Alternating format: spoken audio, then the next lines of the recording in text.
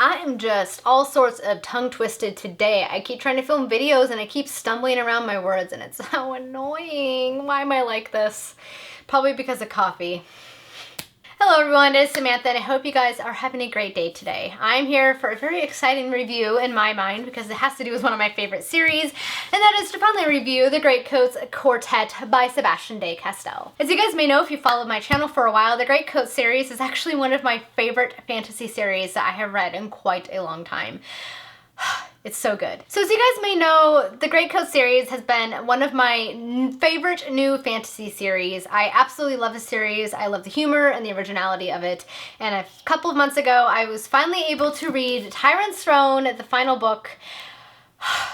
And it was so good, guys. But I'm really sad that the series is over. But because it's over, I can now give you guys the full series review to tell you all of my thoughts. So without further ado, let's get started. So the series itself consists of Book 1, Traitor's Blade, Book 2, Knight's Shadow, which I am currently lending to my coworker, Book 3, which is Saint's Blood, and the Book 4, the final book, which is Tyrant's Throne. This series is very reminiscent of the Three Musketeers, as well as a little bit of the Lives of Locke Lamora. Some of the characters' humor kind of very much reminds me of Locke and gang. But it kind of takes both of these stories and makes it something new and special, and I absolutely love it so much. So the story follows our three main Greatcoats of Falkio, Kest, and Brasti, and they are basically on the run when this book opens because their king has been deposed and killed, and all of the Greatcoats have been disbanded. Falkio was the leader of the Greatcoats. They're basically the king's justice. They were set about upon the land to bring justice to the people, to hold the nobles accountable for their actions, and to even hold everyday people accountable for their actions. They're basically the lawmakers tasked with providing peace to this kingdom. But unfortunately, the nobles did not like what the king was doing, and they deposed him and killed him, and they disbanded the Greatcoats and basically made everybody hate the Greatcoats. So Falkio, Brasti, and Kest are kind of on the run. They're kind of taking on hodgepodge jobs while also trying to fulfill the king's last wishes, because before the king was taken and killed, he imparted a task upon all of the Greatcoats. Everybody had a separate task. Nobody knows what the other one's tasks are, but they were sent out to kind of fulfill those tasks themselves instead of being killed by the nobles. So Falkio is tasked with finding one of the king's carryites. He's not really sure what that means. He thinks it might be a jewel, but he's not 100% certain. So he kind of is wandering around this country with his two friends, Brasti and Kest, and trying to fulfill his promise to his king. Pretty soon after this story starts, the trio end up kind of getting embroiled in the politics of Tristia once again. Tristia is on the verge of collapse, and they begin to find out that their king's plan was a lot bigger than they first thought, and they become embroiled in the politics and power play between the nobility as Falkio tries to bring about the peace and prosperous nation that his king always dreamed of.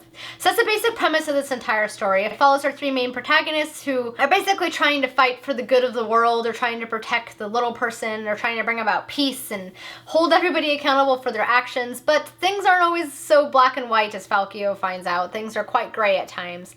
And so the book series can get quite dark, and especially as you learn about all the moving pieces that are at play. And I absolutely loved it. I love political intrigue, and I like action moments, and I love the humor. I absolutely love humor in my books, and this whole series is chock full of humor, which Sebastien de Castell is just really, really great at writing humor. A lot of the characters are kind of sarcastic and snarky, and Brasti is just hilariously ridiculous. It's definitely a really fun series, and I really think it's one that's great for anybody who's new to the fantasy genre and kind of doesn't really know where to, start into this genre. Fantasy can be a little bit intimidating, but I think that this series is the perfect one. It's kind of low on the magic scale. There is some magic, but there's not that much magic, I would say, especially compared to a lot of fantasy.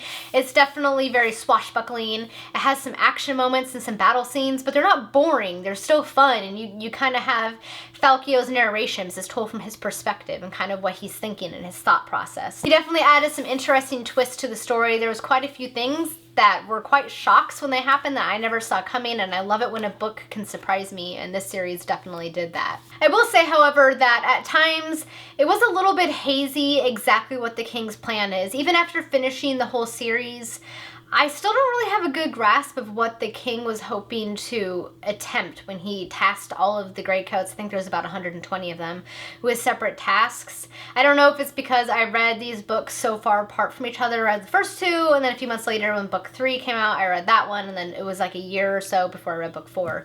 So I don't know if I'll have a different perspective if I were to reread the entire series straight through, but I still feel like I have quite a few questions left over.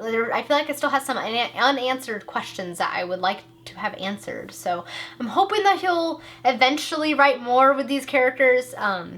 Yeah, I don't know. I don't know if he will or not, but I certainly hope he will, because I definitely still have some unanswered questions after finishing this whole series.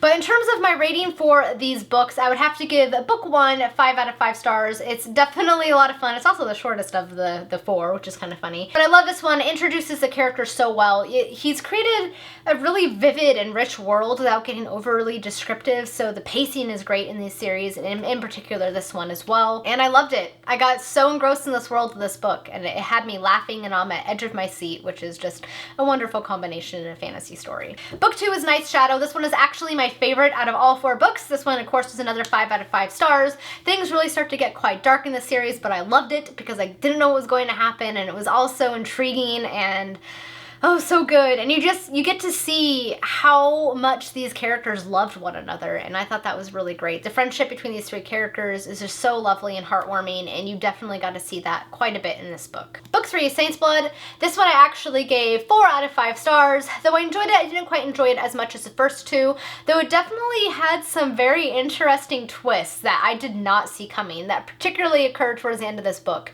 So that was pretty shocking. Another thing that I didn't mention about this book is that there are these people, these beings called saints. They were actual humans at some point, but they imbue these certain qualities of these saints that people kind of worship, and then if they kind of beat out the old saint, they kind of get imbued with the powers of the prior saint. So in this one, the saints kind of start dying, and the crew has to figure out why, because the saints aren't supposed to die.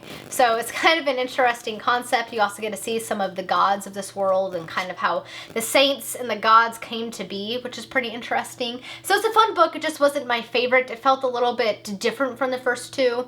It was definitely not as much focused on politics. I mean, it was, but it wasn't as focused on politics as the first 2, I would say. So it felt kind of like a in-between book, definitely, with the story. I think you definitely needed this one to kind of set up the final book. The final book, of course, is Tyrant's Throne. I also rated this one 4 out of 5 stars, so I enjoyed it. It was probably my least favorite out of all of the books. It was still a really, really lovely ending. I think it was definitely a very fitting ending for all of the characters.